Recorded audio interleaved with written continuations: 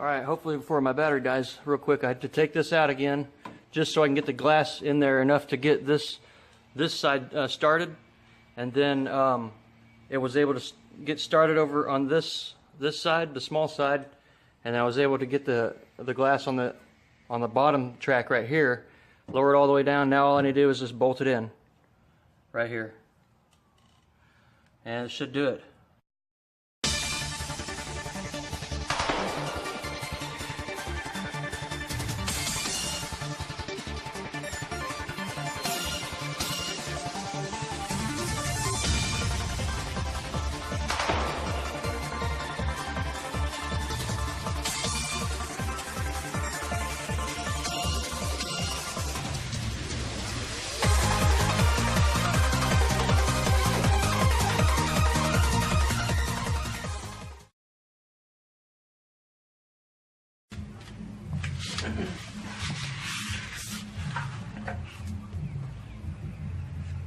Now before I forget, let's go ahead and install this little rubber trim. It goes on the very bottom of the door.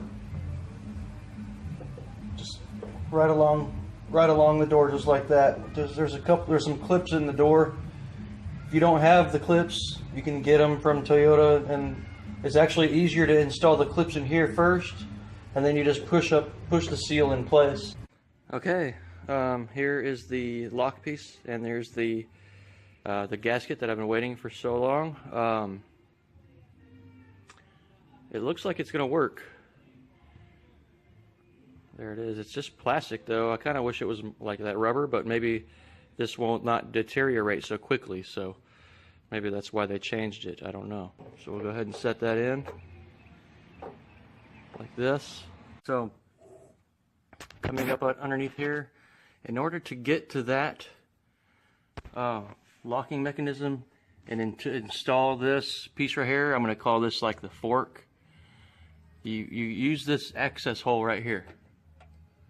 Alright, and then you basically come around like this, and see those forks?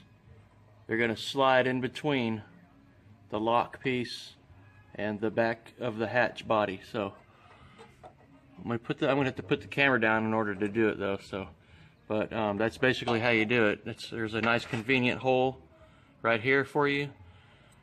Thank you Toyota for that. Fork is now holding that lock piece in place.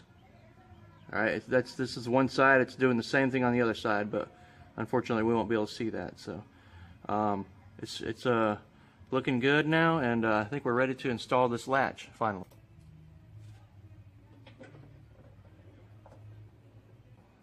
Okay, there it is. Latch is installed. I don't have the nice cover to, cover some of that, but I'm going to have to make one. I thought Toyota Parts Deal still had it on their website that they were available, but I tried to order one, and then they contacted me the next day stating that they don't have those anymore. So I'll have to make that back plate.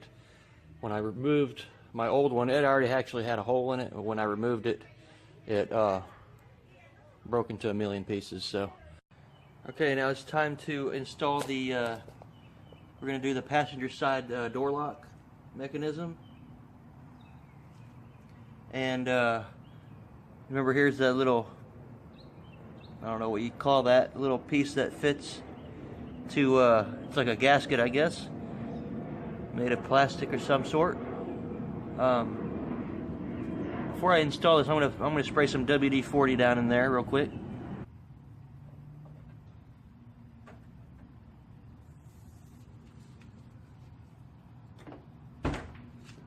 Let's see.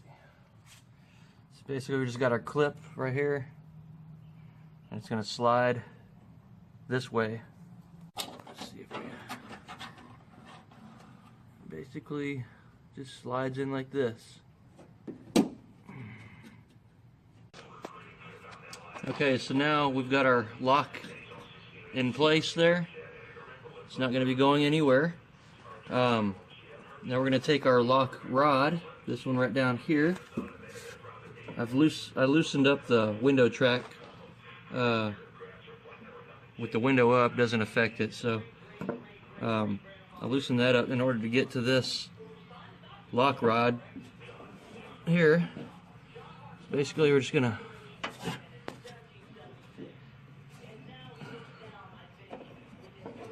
bring this up, and you can't really see it, but basically just push that into the pink bracket and then bring the clip down into place.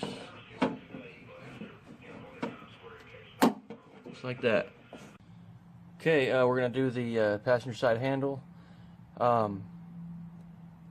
Before you mount this thing, you want to go ahead and put this bottom rod in, because it's going to be hard. If you mounted it, it's going to be hard to get it, you know, set in place. So, okay, I couldn't do that one-handed, so I went ahead and just mounted it. You can see it right there. That's the door opening rod. Now we can just go ahead and mount it with the 3 screws. These right here. 3 of those. I'm gonna go ahead and put them in there. Okay, and with it mounted, we can go ahead and set this rod in place.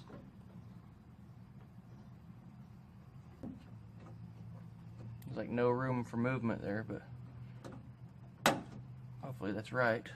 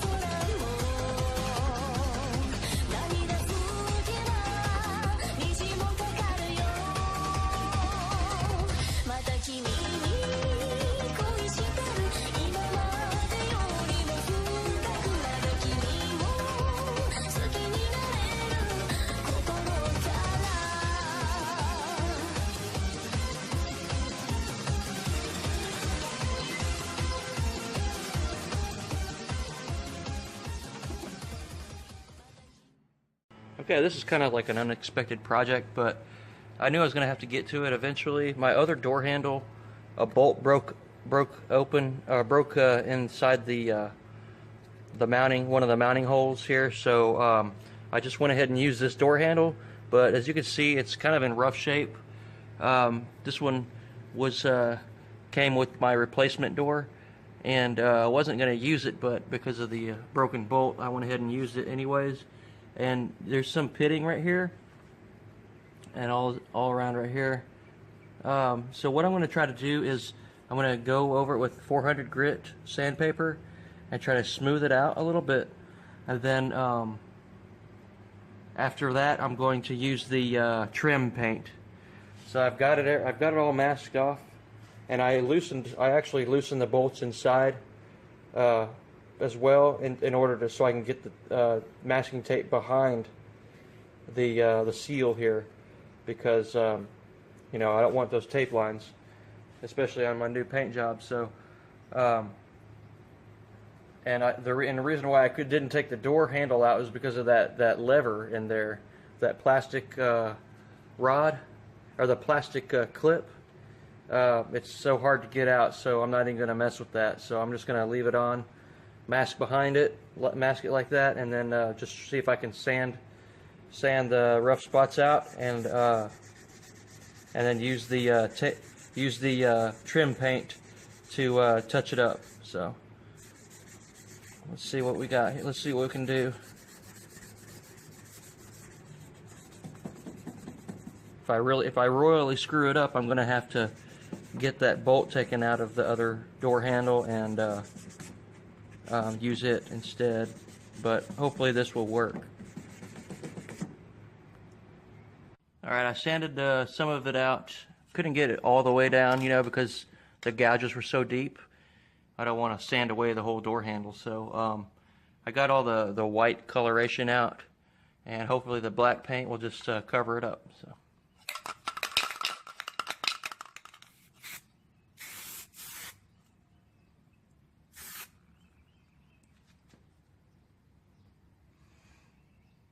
One coat.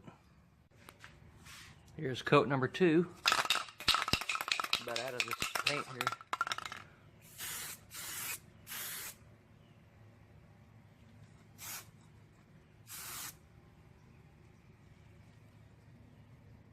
Looking good. Alright, here it is after 3 coats. I think it turned out pretty good. What do you guys think? I got all of that out pretty much right here on the top. Right, all that was on here, and the door handle. There's a little speck right there, but that's a deep gouge, as you can see. So that one wasn't going to come out, so or sand out anyways, unless I sanded everything else down even, and it would have taken a lot of material out. But so there it is. I'm happy with that. I'll put the before picture up for you, and you can check it out. Also, if you remember that deep gouge that I had in the plastic, here's what I did was I took a Q-tip and I got a piece of cardboard and painted the cardboard, made a little puddle in the of paint, black paint, and dipped the Q-tip in it, and then I put it up. I painted, I guess, inside the, you know, dipped it or whatever, dabbed it, I should say, to get it black, and then I clear coated over top of that. So I forgot to mention that, but it turned out pretty good. You can still see it, obviously, but it's definitely not as stand out as when it was white. So there you go.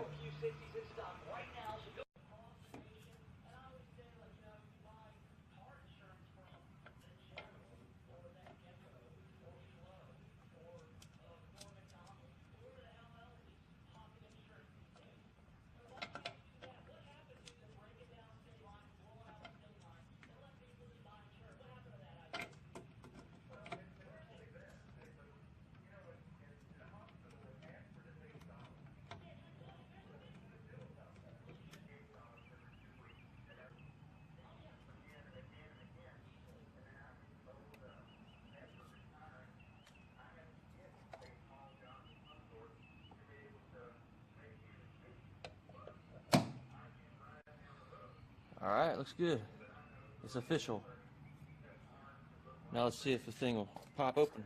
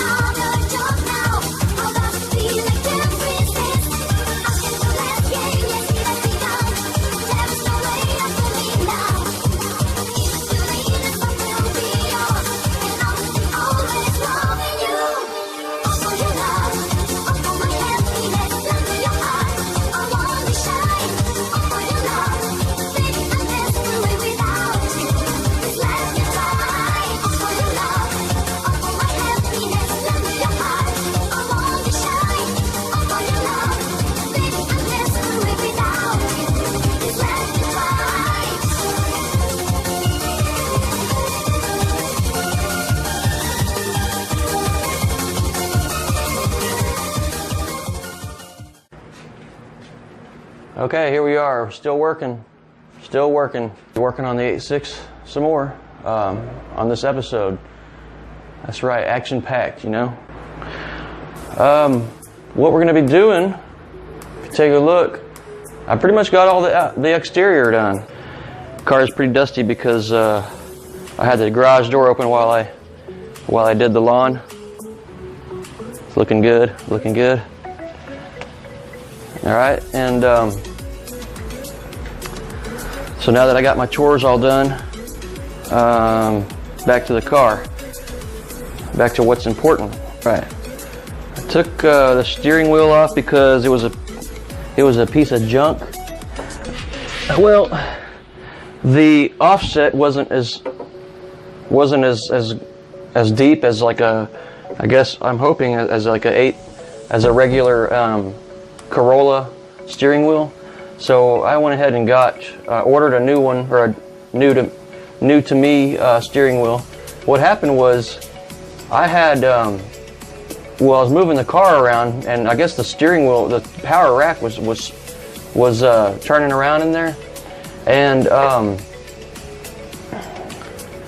what happened was when I started the car, I had my hand through the steering wheel and I started the car like this, and that steering wheel kicked and full lock. It went all the way to the left, and I could not get my hand out in time, and it caused me to break this the lever here. Actually, what happened was it broke right here. I wish it was just the lever, but it broke right here.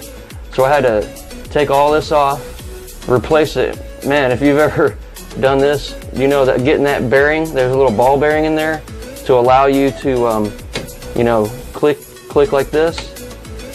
And it is almost impossible to get that in there. And I had to actually, my wife actually did that for me because I lost patience with it, and I couldn't get the dang thing in there. So she was able to help me out with that. So I thank her a lot for that. And because it broke right here, luckily I had an extra one. When I bought the car, I had all those extra parts.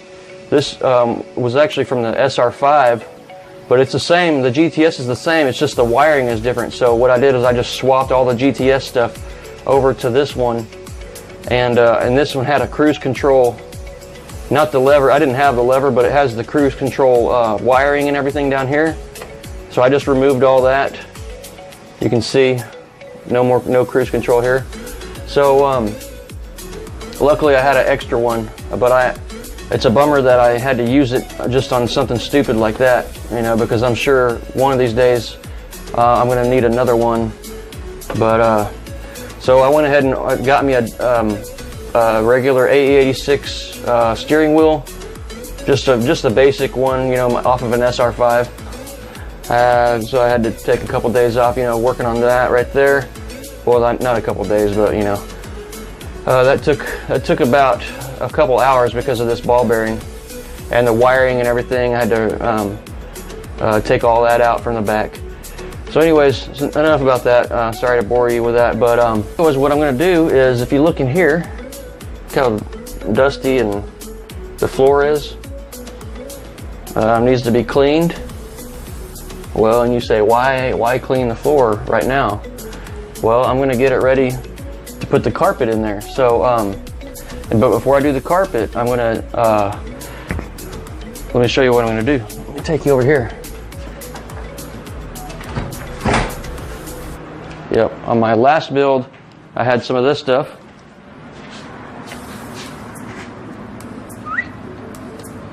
Flip you upside down. So we're going to use that on the inside. We're going to use that on the inside of the floor. I'm just going to we're just going to go ahead and get this thing started. Clean the floor first. Put the thermo-coustic barrier, and what that's going to do is it's going to help with the heat of, you know, from the exhaust and just from outside. It's going to insulate the car better, and it's going to cut down a lot with the road noise. I think that's well worth it. And I got that box for about $110, I think, if I can remember correctly. Maybe not even that much, but I was able to do this car right here, and I got a lot left. I could probably end up doing this. Whoops. I could probably do this whole car with just that one box. Enough of me blabbering. Let's go ahead and get to work. Let's see how much of this stuff we got.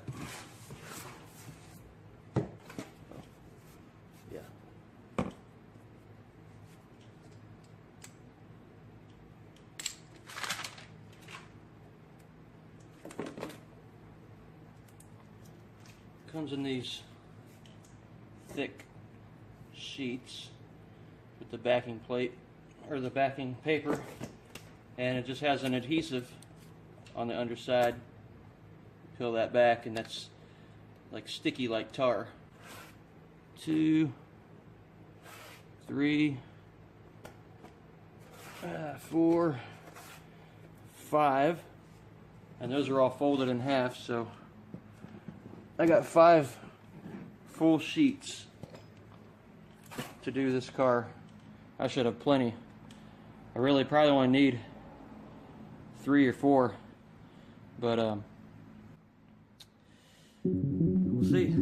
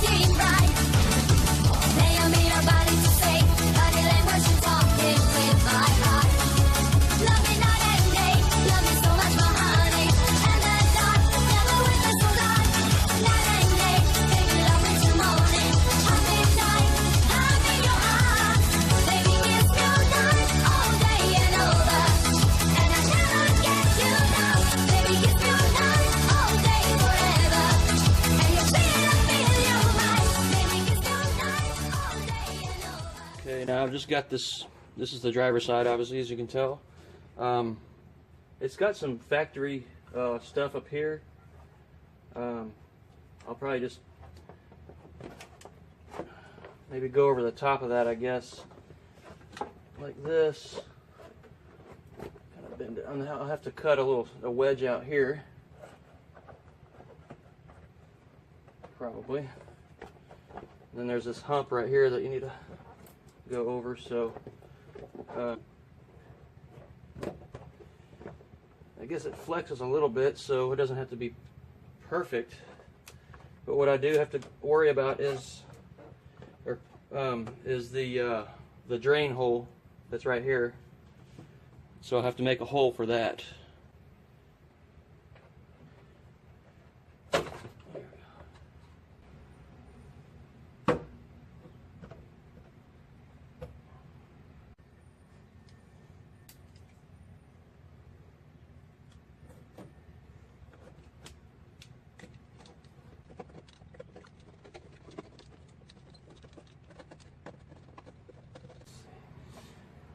Come straight down. Okay, so I'm going to take these out. I got to make that hole a little bit bigger because of the rubber piece that fits on it, so, or underneath that. So we'll take this out and do some more cutting. All right, let's see how it fits. I cut the holes out a little bit, hopefully the proper size. And I also, because this edge right here curves up, instead of cutting it out, I just cut some wedges in there so they'll be able to bend with the curve, hopefully, if everything works out right. Put this underneath the gas and alright, just like that.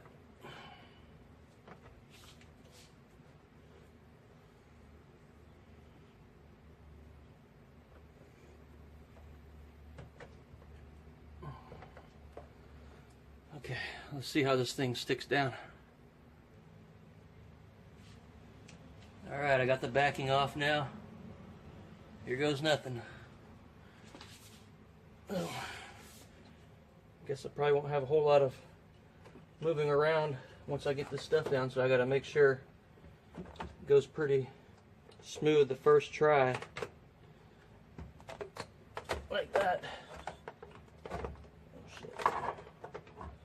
Okay, make it best I can. There. Go all the way down here. Make sure I put that in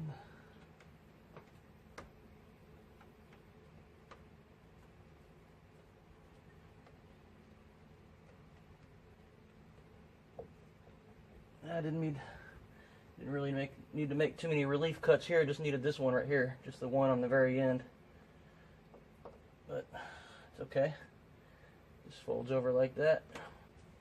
All right, now that we've got it kind of in place, we're going to use our little tool here and just kind of work it in as best you can. Get all the air pockets out. See, like right there.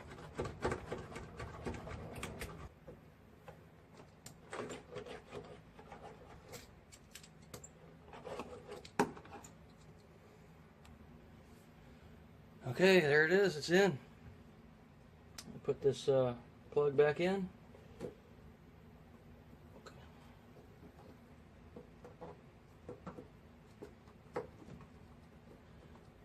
Bada boom, bada bing. Alright. Now the carpet will just install right over that. Alright, and one more thing. See how right here there's a tear in it because this curved down right here, and I couldn't make that curve, so whenever I pushed it in, it kind of ripped it right here, and you have the under sealant stuff right there. And so what you can do is just grab some foil tape and just stick it on there if you feel like it.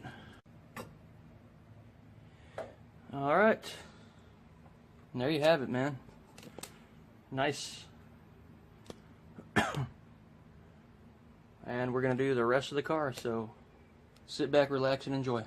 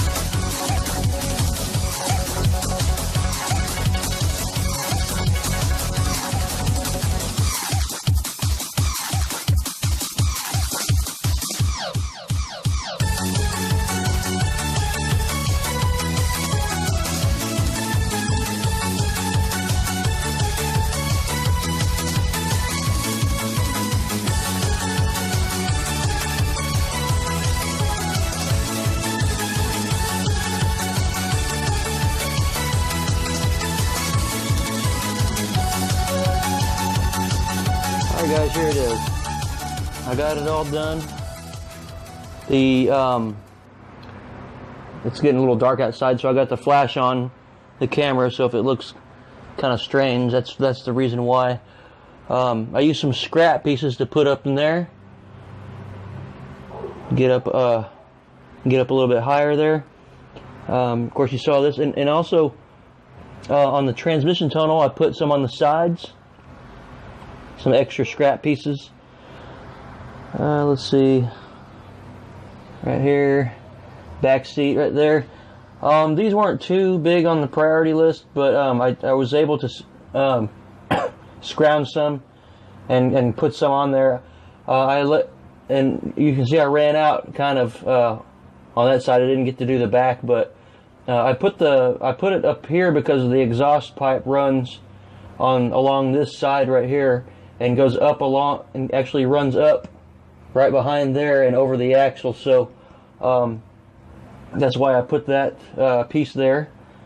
Remember, you won't see any of that anyway, so wasn't really too concerned about how it looked.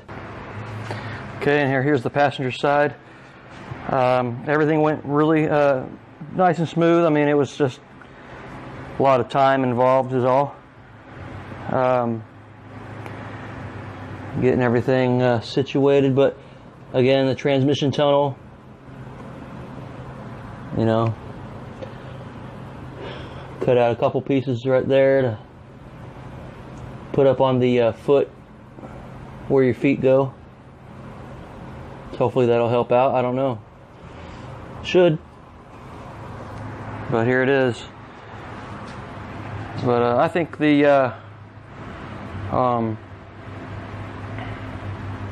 I think it'll help out, you know, a lot with the road noise and the heat, you know, insulation. So Pretty happy with how it looks. Now all we need to do is get the carpet set in there. I do have the original carpet. Yeah, I got the original carpet, but I still gotta clean it and everything because it's pretty nasty. It's been when I bought the car, it was freezing cold outside, and I remember whenever I brought it home, it was frozen, and it had a bunch of worms stuck in the grains of the carpet. It was really nasty, but I've cleaned it since then, but I gotta go back over it again because I don't know if I cleaned it good enough. But anyways, guys, that's gonna be it for this episode. We're gonna finally get this interior working again, and so I'm excited about that. I'm gonna actually be able to sit in the car, you know, again, because I had the seat in there just for temporary, you know, after I got the engine running and everything. But you know, finally it's finally coming together. So it's getting exciting. So remember to like the video if you enjoyed it. I really appreciate it. Also, subscribe if you're not already a subscriber. Another thing that really helps get the word out on the interwebs is you know, sharing the video. I'd appreciate that as well, guys. Tell your friends. You know, every little thing helps. Everything, you know, it's all for motivation. And again, thank you for watching, and we'll see you next time. All right? Thank you.